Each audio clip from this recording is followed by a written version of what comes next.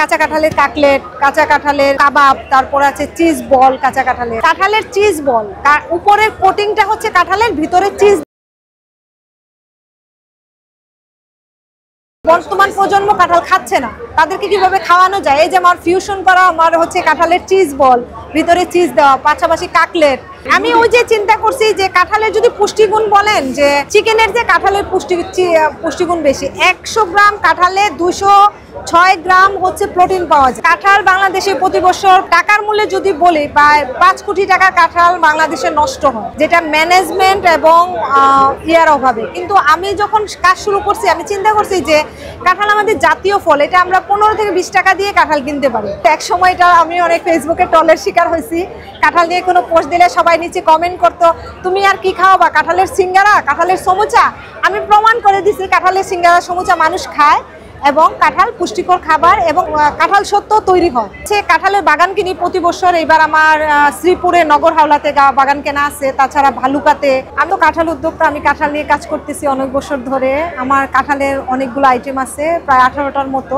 এখানে আমি 6 থেকে 7টা আইটেম নিয়ে আসছি।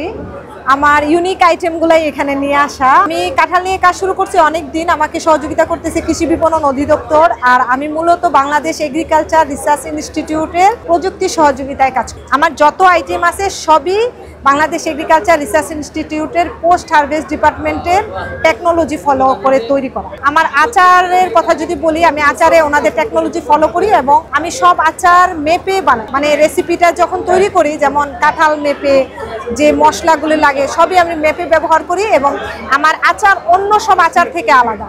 এবং আমার আচার যদি বেশি পরিমাণে খাওয়া হয় কোনো ক্ষতিও করবে না, এবং এটাখানে লবণটা পর্যন্ত আমাদের মেপে দাও। আমার এই এঁচোড়টা এবার এক্সপোর্ট হচ্ছে, থাইল্যান্ডে যাচ্ছে। চিপসও আছে আমার, কিন্তু চিপসের এখন কাঁঠাল ম্যাচিউরড হয় নাই, এখনো সিজন তৈরি হয় নাই। আগামীতে হয়তো চিপসটাও পাওয়া যাবে বাজারে। আর আমার মূলত বাংলাদেশের অনেক জায়গায় আমার এই পণ্যগুলো পাওয়া যায়, বিশেষ করে ঢাকার বিভিন্ন পয়েন্টে পাওয়া যায়। আমার একটা পেজ আছে, আমার পেজের নাম প্রসপারিটি। কেউ যদি আমার কার্যক্রম দেখতে চায় তাহলে যোগাযোগ করতে পারে। বিভিন্ন জায়গার কাঁঠালি বেশি কিনি, তবে এইবার আমি শ্রীপুরের কাঁঠাল নিয়ে বেশি কাজ করতেছি। কারণ কিছু না, কারণ হচ্ছে ওই যে প্রাইজিং এবং কস্টিং।